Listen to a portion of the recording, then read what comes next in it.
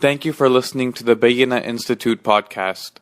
Please join us on Facebook at facebook.com/Bayyinah Institute, or you can join our email list at http://bayyinah.com and share these recordings with your family and friends.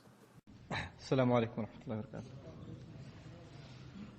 أعوذ بالله من الشيطان الرجيم يسألونك عن الأهلة قل هي مواقيت للناس والحج وليس البر بأن تأتوا البيوت من ظهورها ولكن البر من اتقى وأتوا البيوت من أبوابها واتقوا الله لعلكم تفلحون وقاتلوا في سبيل الله الذين يقاتلونكم ولا تعتدوا إن الله لا يحب المعتدين وقتلوهم حيث ثقفتموهم وأخرجوهم من حيث أخرجوكم والفتنة أشد من القتل ولا تقاتلوهم عند المسجد الحرام حتى يقاتلوكم فيه فإن قاتلوكم فاقتلوهم كذلك جزاء الكافرين فإن انتهوا فإن الله غفور رحيم وقاتلوهم حتى لا تكون فتنة ويكون الدين لله فإن انتهوا فلا عدوان إلا على الظالمين رب اشرح لي صدري ويسر لي أمري واحلل عقدة من لساني يفقهوا قولي فالحمد لله رب العالمين والصلاة والسلام على سيد الأنبياء والمرسلين وعلى آله وصحبه أجمعين ثم أما بعد السلام عليكم ورحمة الله وبركاته. Once again, I'm very happy to announce that we're going to continue the series inshallah ta'ala again little by little of Surah Al Baqarah, and we're picking up from where we left off some time ago, ayah number 189 of the surah. And you notice departing from the norm, I typically recite one or two ayat and we just try and do one or two ayat at a time. But the ayat that I recited are also interconnected with each other, that I figure we should probably deal with the subject lump sum and kind of connect the discourse together, and then inshallah ta'ala move on to the next passage. So the ayah we're beginning with is right after there are two main subjects that came right before the ayat we're about to dive into. The first main subject that came is the comprehensive passage in the Quran dealing with fasting and Ramadan. So those ayat have just come right before this. And right at the end of that conversation is a conversation about that taqwa is our relationship with Allah, right? And the point of fasting, the point of Ramadan, لَعَلَّكُمْ تَتَّقُونَ, so you can have taqwa. The ayah right after that is how does taqwa manifest in your dealings with other people. In other words, وَلَا تَأْكُلُوا أَمْوَالَكُمْ بَيْنَكُمْ بِالْبَاطِلِ وَلَا تُدْلُوا بِهَا لِلْحُكَّامِ لِتَأْكُلُوا فَرِيقًا مِنَ النَّاسِ بِالْإِثْمِ. So that a group of people from among don't eat, consume your wealth among each other using falsehood, and don't bribe, people in position of power, so you can consume a group of people's money. Basically, the ayah about interest groups and lobbyists, right? So basically, now that you've established taqwa through Ramadan, now how should it manifest in your dealings in society? That's the next ayah. But then the next ayah also then goes on to the other major pillar. It's interesting that you have some of the major pillars of Islam all bunched together in the second half of Surah Al Baqarah. You had Qibla, the change of the Qibla, which is obviously Salat. And now we're dealing with fasting, another major pillar of Deen. Then the next major pillar, maybe if you were paying attention to the recitation, يَسْأَلُونَكَ عَنِ الْأَهِلَّةِ قُلْ هِيَ مَوَاقِيتُ لِلنَّاسِ وَالْحَجِّ. So what's coming up now? Hajj. And then what's interesting, soon after, we're going to get into sadaqat and riba and basically charity, which is the other fundamental portion, at least the mandatory minimum. But even, beyond that, that's going to come later on in the surah. Regardless, the Hajj is mentioned next. And thematically, Shaykh Amin Ahsan Islahi mentioned a really interesting connection between the discussion on fasting and the discussion on transactions and the discussion on Hajj. These three conversations seem like three different subjects, right? But he connects all three of them and how the conversation is continuing. And he argues that the word Sama Yasumu for the Arabs was actually used for preparing horses for battle. So, they prefer to use the horse in the battlefield as opposed to the camel, but the camel has an advantage that the horse doesn't have. The camel can survive a long time without water, but the horse is not able to survive. But of course in battle, what's the advantage of having the horse? It's faster. It's obviously faster. So in order to use the horse in battle, they would train the horse by making it fast, so it could develop its resistance, so it could be of more use in the battlefield. And the popular verb in usage for that, for the horse, to prepare it for battle was sawm. Now the ayat of fasting are revealed, and the first thing that crosses the mind of the original Arab when he hears the word sawm is not himself. He's thinking of who? The horse. And on top of that, he's thinking preparation for what? Battle. He's thinking preparation for battle. So already a question has popped in the mind. Sawm, is it more than just a spiritual exercise? Is something else being told to us here? Are we being toughened up for something bigger? That question's already been prepared. Then there's an interesting digression, right? These financial irregularities that Allah talks about. وَلَا تَأْكُلُوا أَمْوَالَكُمْ بَيْنَكُمْ بِالْبَاطِلِ. Do not consume your monies among each other using falsehood. Now what was the economic capital of the entire region? Makkah. Makkah was the economic capital because everybody's pit stop, and when they would go and travel in the region, the necessary stop was Makkah for religious reasons, and obviously then it became for business reasons too. And so the people in the position to have the most economic corruption were who? The Makkans. I'll give you a parallel. When there are protests about the irregularities in the financial industry, of course the financial industry is a global virtual network. It's everywhere. It's on the internet. It's in banks all over the world. But where do the protests happen? Where do they start? Wall Street. You go to the headquarters, right? So when you think of financial irregularities, of course it's happening everywhere, but the first place you think of is the capital of financial irregularities. So when you talk about financial irregularities, what region in the Arabian Peninsula would first come to mind? Makkah. That's that. Now the next ayah is about what? Hajj. So first you're prepared for battle. Then the thought is we should eliminate, financial injustice in ourselves and all around. And then the third idea is that of Hajj. And of course when you make Hajj, where do you have to go? You have to go to Makkah. You have to go to Makkah. You don't have a choice. Already 1 month was mentioned. Shahru Ramadan alladhi unzila fihi al-Qur'an. So the importance of being mindful of the calendar came up. Incidentally, something later on we learn in the Qur'an in Surah At-Tawbah. When we get to it, there's a concept that the mushrikun were kind of manipulative. And because the Meccans were so much in control, right? They were in the religious control and economic control of the region. They used to play around even with the calendar.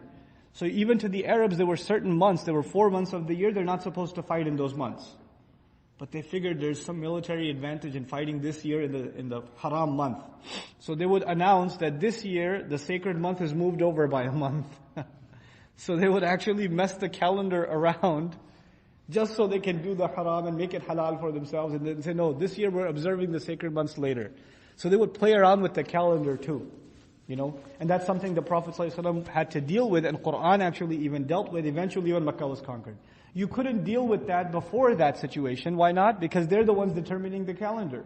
They're the ones in charge of the region. So until Makkah was conquered, that subject was not dealt with. But now it finally was dealt with. But of course, if this is that important, people started asking about the calendar in general. If Ramadan is an important part of the calendar, what other parts of the calendar are important? So questions came out. يَسْأَلُونَكَ عَنِ الْأَهِلَّةِ. They ask you about the changing phases of the moon. Of course, the Arabs followed predominantly what calendar? The lunar calendar. So they're asking you about the changing phases of the moon as a question about the calendar. And on a side note, an important comment here. And that is, in a religious conversation, boy, you will talk about anything under the sky. Have you ever gotten together with your friends, or like a Eid get-together, or like a dinner, and you're talking about deen, and people have all kinds of questions about all kinds of things. And so you feel like for 3 hours you talked about the deen, but you actually didn't talk about anything. You didn't talk about anything. Man, some masjids, they go global, some masjids, they go local. So what do you think about zabiha meat? And then the next subject after that, I read somewhere that gelatin is not that haram. And somebody goes, yeah, what about Doritos? And then the conversation goes, do you pray 8 tarawih or 20 tarawih? And then some masjids have 2 Jum'ahs. Is that allowed even? And your conversation will go here, there, and here, and there, and 3 hours will go by, and Assalamu alaikum, see you next week, and we'll have the same QA session without any answers. Right? That's what people do. When it comes to religion, we kind of talk about all over the place. Right? But what did the Quran do? It took questions, but it answered them in a way that never let Muslims lose sight of their focus. Now, you can ask about all kinds of things, but the answer is always going to point you in one particular direction. Don't lose sight of the main thing. So even if tangents are thrown out, the answer is given in a way that brings you back on track. That's the beauty of Quran. يَسْأَلُونَكَ عَنِ الْأَهِلَّةِ They ask you about the calendar, the changing phases of the moon. Now the answer of that could be like a book. The benefits of the calendar, the benefits of each day of the month, the benefits of, the full moon, the middle 3 days of the month, Mondays and Thursdays. I mean, so many things. If somebody wrote a book about the calendar in Islam and the sacred days and the importance of certain days and the du'as to make on this day and that day, this is a huge conversation. How did the Quran deal with this open-ended question? It could be talked about in so many ways. But the way Allah dealt with it is incredible. He says, قُلْ هِيَ مَوَاقِيتُ لِلنَّاسِ Tell them these are means by which people's calendars are kept, times are kept. Mawaqit, stations of time, they're kept for people through this entity. And by the way, one of the most important functions of the changing phases of the moon is to keep track of Al-Hajj. Hajj. This is Madani Quran. The Sahaba are all where? In Medina. And the ayah comes down. They've just moved to it. This is early Madani Quran, right? Fasting was just talked about. Maybe we should be getting ready for battle. The thought of Makkah was there when they thought of financial irregularity. And now what's just been mentioned? By the way, when you think of the calendar, you should think of what first? Hajj. Oh my God, Hajj? That means you have to go where? If Hajj is an important part of the calendar, you should keep track of the calendar looking forward to the Hajj. And every time that Hajj season comes, you should think of wanting to go where? Makkah. Well, Makkah is in the control of the mushrikun. So as every month goes by and, Dhul Hijjah comes closer and closer, and the sacred months, Al-Hajju Ashhuru Ma'lumat, same surah, right? When those months get closer, the mind of the Sahabi, the mind of the believer with the Prophet ﷺ is like, when are we going to get to go make Hajj? When do we get to go clean up that house? Like they're never going to lose sight of the focus that our mission in Medina is Makkah. That's our mission. We have to clean up that city. So Allah took what could have been the conversation could have gone in any direction, but Allah says, let me put blinders in. Like, a horse has blinders? So you put blinders and says, focus. It's going to be about Hajj. Now the Muslims also have in mind, but if we go and make Hajj, we're going to have to fight. And that fight might even happen over there. We have to deal with them and we have to be ready. So let's see what happens. The Sahaba because the ayah came, some Sahaba, this is early Meccan Quran, they're already mentally preparing to make Hajj. Very interesting. It's very interesting. The Muslims were not in a position to make Hajj yet. Badr hasn't even happened yet. Not even Badr has happened yet. And when the Muslims are going to go make, or even go near Makkah, what will happen? They're going to get killed. They're going to get executed. Actually, nobody yet knows that the Muslims are a powerful entity. Even Muslims don't know that. Their mettle has not yet been tested. The only major event that's happened so far in a political sense is the Hijrah. The first test of the Muslim military is going to be Badr. After that, maybe there'll be some reputation. The Muslims even took on the Meccans and beat them. The Meccans are the undisputed champs, right, in the region. But none of this has happened yet. But since the ayat, the hints are already being dropped, Qibla has changed, fasting has now come, Hajj is being hinted at, some Sahaba were getting ready to even go. It's pretty interesting. Now an interesting additional issue, which seems at first as a tangent issue, but it's actually a very central issue in our deen. A very beautiful philosophical teaching in our deen is captured in this ayah.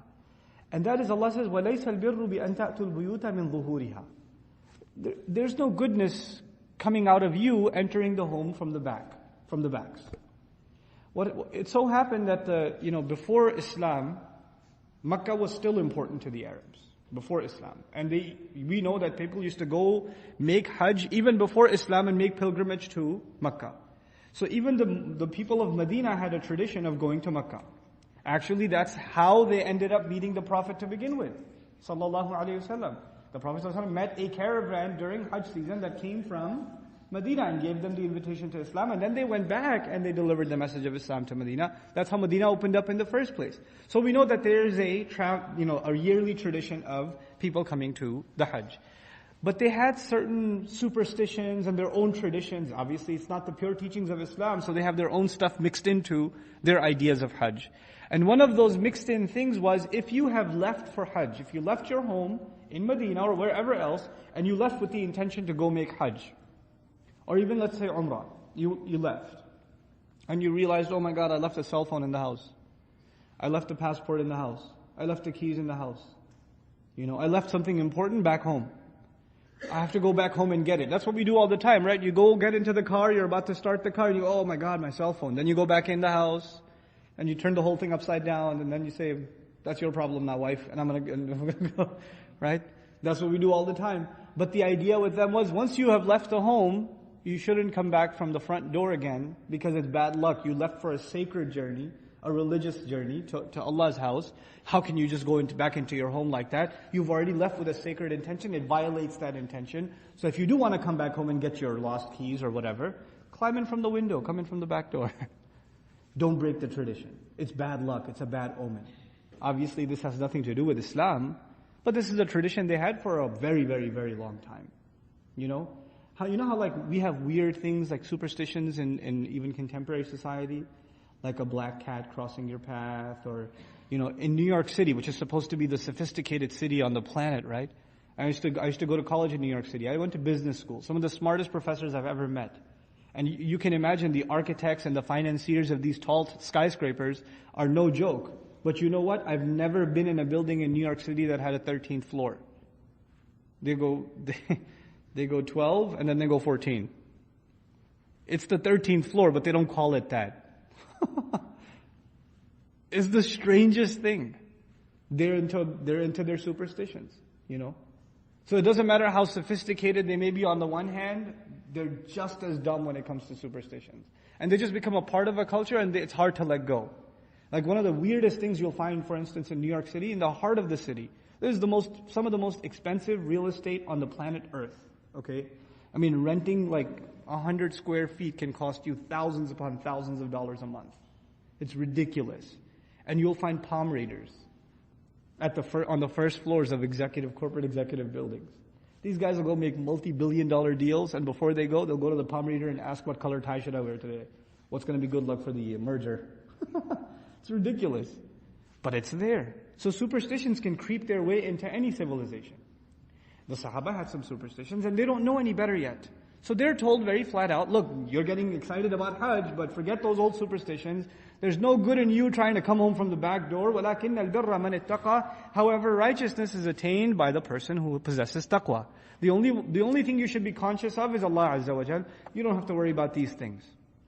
وَلَكِنَّ الْبِرَّ مَنِ اتَّقَى وَأْتُوا الْبُيُوتَ مِنْ أَبْوَابِهَا. And approach homes from their doors. Come home the right way. Come home the way you should. From the front door. This expression is very beautiful. وَأْتُوا الْبُيُوتَ مِنْ أَبْوَابِهَا. Because it's actually taken, it's found even pre-Qur'an, before the Qur'an, it's found in the usage of Arabs in their expressions and also in their poetry. Like the poet says, أَتَيْتُ مَعِيشَتِي مِنْ بَابِهَا. He says, he's talking about his reputation. This poet is talking about his reputation. And people think that he's kind of shady, He doesn't do things the right way. When he does business, he's a little, he said, people should know, I have lived my life coming at it from the front door. Ataytu ma'isha. I have approached my life from its front door. What that means is, every time I do something, I do it the proper way. I follow proper protocol. I don't mess around. I don't go trying to find cut corners or try to find some loopholes to try to get by people. I follow proper principles when I do things. So Allah Azza wa Jal, when He says wa'tul buyuta min abwabiha, He captures both things. Because when they hear ata min babihi, ata min babi baytihi, then the first thing they think of is he did something properly. So Allah did two things. One, He solved the immediate problem. That was, forget the superstition. And He solved the universal problem. That from now on, everything you do should be done how? Properly. In other words, forget superstitions altogether. Not just this one, all of them. Leave your superstitions behind. Leave your traditions behind. Now, who will define what is right, what is wrong, what is appropriate, what's the right course of action, what's the better thing to do? All of that will come from the protocol of the Messenger sallallahu alaihi wasallam. So leave everything, all of these things behind.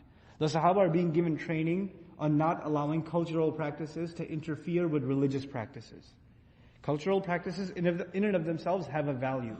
They have a place. And we find in the seerah of the Prophet ﷺ, if you study it from a sociological point of view, you'll find that the Prophet respected ﷺ, traditions of qaba'il. He respected traditions of tribes and their practices. He respected them. But there was no place for religious or traditions inside acts of worship. You can't mix those two things together. Those two things have to stay separate. So وَأْتُوا الْبُيُوتَ مِنْ أَبْوَابِهَا وَاتَّقُوا اللَّهَ لَعَلَّكُمْ تُفْلِحُونَ, and maintain and keep conscious of Allah so that all of you may attain success. وَقَاتِلُوا فِي سَبِيلِ اللَّهِ الَّذِينَ يُقَاتِلُونَكُمْ, and fight in Allah's path those who are fighting you. By the way, when you go into the Hajj, literally you're going in Allah's path. Now Allah says, fight in Allah's path. One path is alluded to and another path is mentioned. Fight in Allah's path. But He adds the maf'ul bihi, الَّذِينَ يُقَاتِلُونَكُمْ. Fight the people who have been fighting you. Now the obvious answer to that question is, which people? Makkans. Fight the people who are fighting you. And interestingly, the mudari' form is used, which led some scholars to say, it's actually Allah commenting that they don't think that they're in Makkah and they said, oh, good riddance, the Muslims are gone to Medina, we're done with them. They're actually thinking about coming after you. So they're not done. Like not just qatalukum, yuqatilunakum, they're going to be fighting you. They're still planning on fighting you. Don't you get complacent and thinking, oh, they're done. We're done with them. We have this life now. No. Fight the ones that are fighting you. وَلَا تَعْتَدُوا, and don't go beyond limits. Don't go beyond, the limitations set that Allah has set on you. The ethics of war are now being mentioned. And I've alluded to this before, but it deserves a repetition.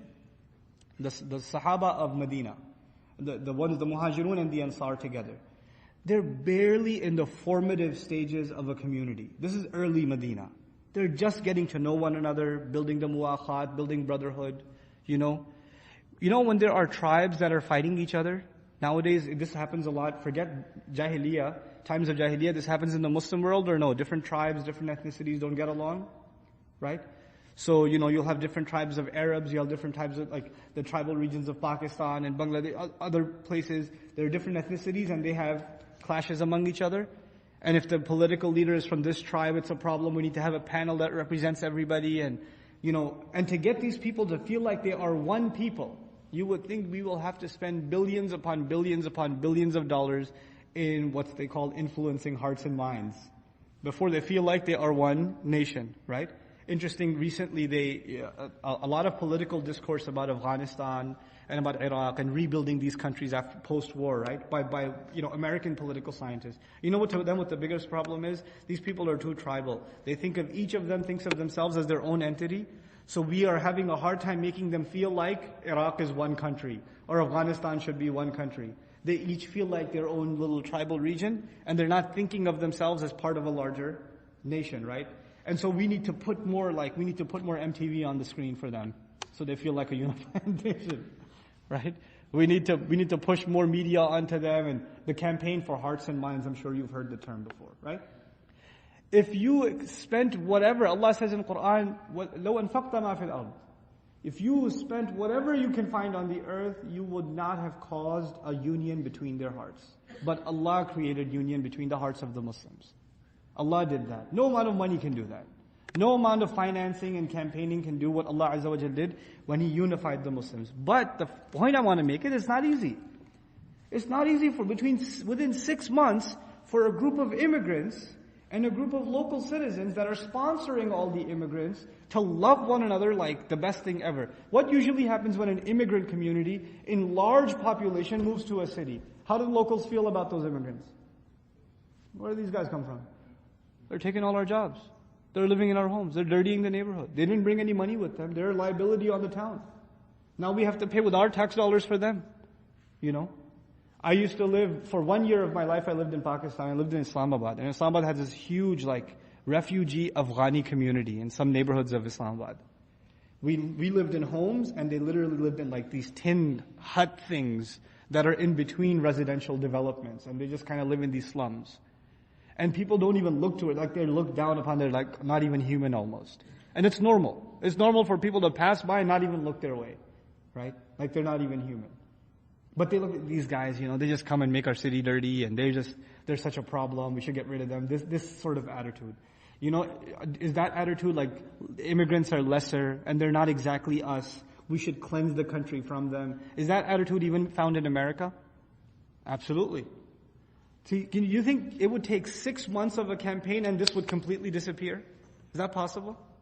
It's like impossible to think. Within 6 months, people are going to be this close. But this is what happens in Medina. Nonetheless, it's a tough project. And not only does it happen, now these people are so united, they have to form a unified army.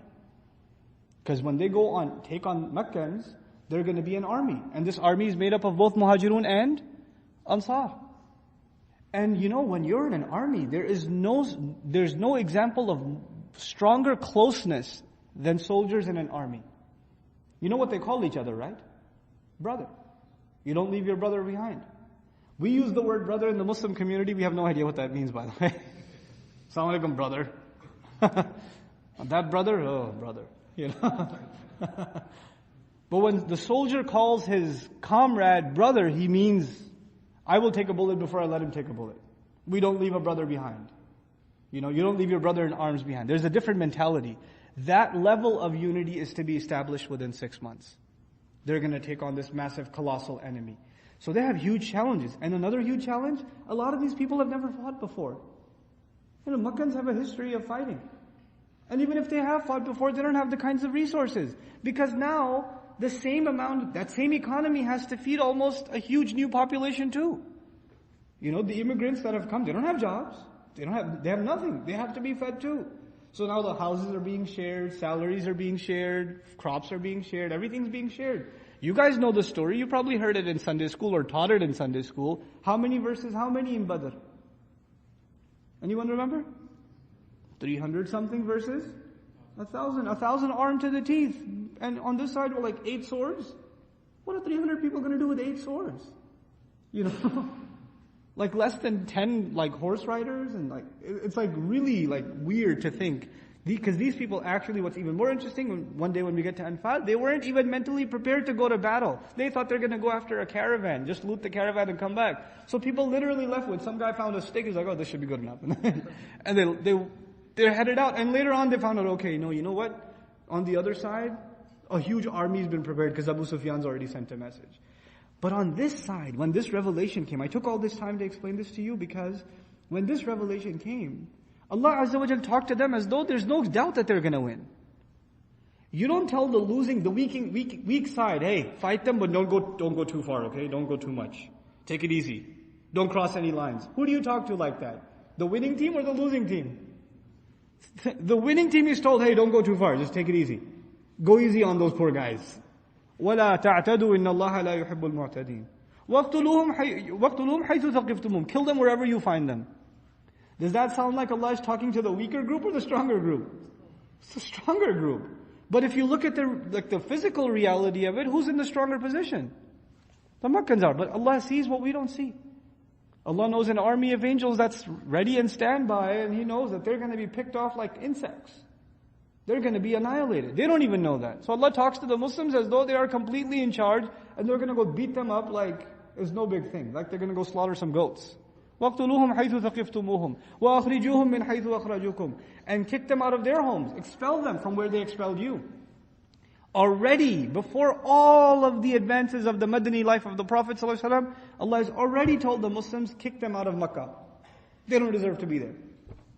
The final verdict of that will come in Surah At-Tawbah in the 9th year of Hijrah. This is the beginning phases of Hijrah. Already Allah said, وَأَخْرِجُوهُمْ مِنْ حَيْثُ أَخْرَجُوكُمْ It's like Allah called it way long ago.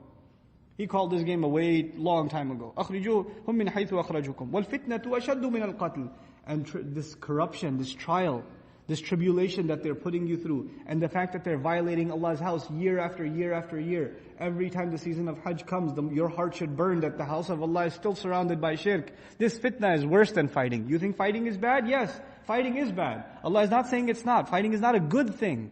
But it's, when a body has cancer, what does the doctor have to do if one part of the body has cancer? They have to amputate. And now nobody likes amputation. But is that amputation an act of mercy or an act like injustice? Cruelty. It looks cruel. You're cutting off his leg. You're cutting off his arm. But it's actually an act of mercy. Allah is teaching the Muslims this fight is actually better than the alternative. The alternative is worse. وَأَخْرِجُوهُمْ مِنْ حَيْثُ أَخْرَجُوكُمْ وَالْفِتْنَةُ أَشَدُّ مِنَ الْقَتْلِ. This is what the Sahaba were taught in dealing with the Meccans.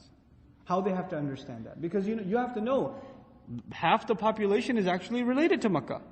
The Muhajirun, the immigrants that have come from Makkah, their families in Makkah. Their background is in Makkah.